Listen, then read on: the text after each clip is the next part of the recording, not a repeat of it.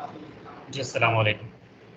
तो हमने जो लास्ट टाइम डिस्कस किया था about Hooke's law, stress, strain, elasticity, उसके बाद principle of flotation, density of an object, Archimedes principal, ये सारा कुछ हमने डिस्कस कर लिया था। अब हमने बेसिकली डिस्कस करना है about the Young's modulus, that is 7.10। Young modulus जो भी हमने इक्वेशन पढ़ी थी हुक्स लॉ के मुताबिक, दैट इज जो स्ट्रेस है वो इस पर डायरेक्टली प्रोपोर्शनल है स्ट्रेन की, ठीक है। तो यही चीज़ यंग्स ने भी यूज़ की, और यंग्स ने यहाँ पे लेंथ पे काम किया कि सिर्फ लेंथ की चेंज की डिस्कस की, ठीक है। That is about Young's modulus. इस तरह बल्क मॉडुलस भी होता है, फिर आपके पास एक और दैट इज़ शेयर मॉडुलस, ठीक है। ये तीन मॉडुलस एग्जिस्ट कर रहे होते हैं, लेकिन अभी जो आपके कोर्स में इंक्लूड है that is young modulus, that is about the length. ये लेंथ के चेंज पे देख रहा होता है कि अगर मैं स्ट्रेस अप्लाई करता हूँ तो हमारे पास लेंथ कितनी चेंज होगी, that is a young modulus. तो यहाँ पे लिखा हुआ है consider a long bar of length L, cross sectional area A, let an external force F equal to the weight of stretches it such that the stretch's length become L। तो जो length है वो increase हो जाएगी, वो change हो जाएगी according to उस लॉ। जितना मैं स्ट्रेस अप्लाई करूँगा उस हिसाब से स्ट्रेन भी चेंज होती रहेगी। तो यहाँ पे छोटा सा इसका मैथमेटिकल लिखा हुआ है, डेट इज जो कि अभी हमने देखा भी था कांस्टेंट हुक्स लॉ में, constant equal to stress over strain. तो वही चीज़ जहाँ पे इन्होंने एक्सप्लेन की with the help of just length वहाँ पे यूज़ की, जिसे हम कहते हैं टेंसाइल स्ट्रेन। टेंसाइल स्ट्रेन का मतलब क्या हुआ, जो कि चेंज इन लेंथ, ठीक है, L minus L not, L minus L not, और स्ट्रेस का वही सेम फार्मूला, ठीक है, एफ बाई ए। तो ये वही सेम फार्मूला है, बस हमारे पास जो स्ट्रेन है उसका फार्मूला थोड़ा सा चेंज होगा, that is change in length divide by original length. L nought का मतलब क्या हुआ, ओरिजिनल लेंथ, और हमारे पास ये जो है delta L, that is a change in length, change length, उसके बाद ओरिजिनल लेंथ। इन दोनों की डिस्कशन यहाँ पे हम कर रहे हैं।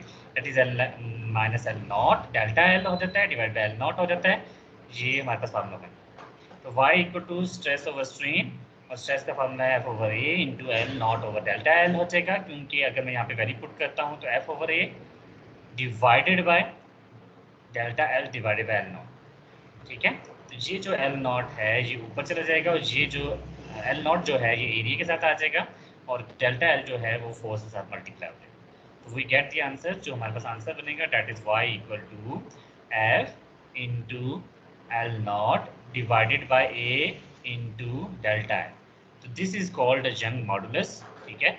ये यंग मॉडुलस का एक्सप्लेनेशन थी अबाउट द लेंथ, जिसमें लेंथ के चेंज को हम यंग मॉडुलस ने डिस्क्राइब किया था कि अगर स्ट्रेस अप्लाई करेंगे या प्रेशर अप्लाई करेंगे तो उससे लेंथ जो चेंज हो रही है that is according to Young modulus. तो यहाँ तक हमारा चैप्टर भी एंड हो जाता है।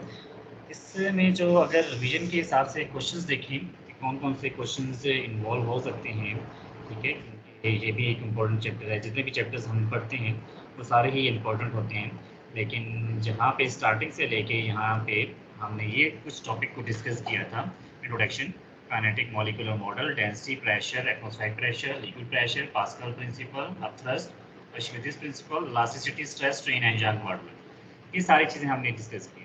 तो यहाँ पे एक छोटा सा क्वेश्चन जो कि स्ट्रेस और स्ट्रेन से ही बन सकता है, लॉन्ग क्वेश्चन यंग मॉडुलस बन सकता है, ठीक है। वो अक्सर एग्जाम में आ जाता है। स्ट्रेस और स्ट्रेन के बारे में क्या है कि differentiate between stress and strain.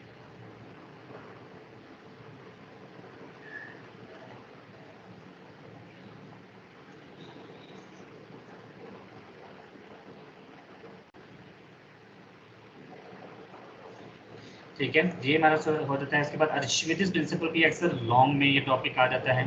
इसके बारे में अगर देखें तो ये भी लॉन्ग में आता है, और ये लास्ट वाला भी जो यंग मॉडुलस है ये भी लॉन्ग में आ जाता है।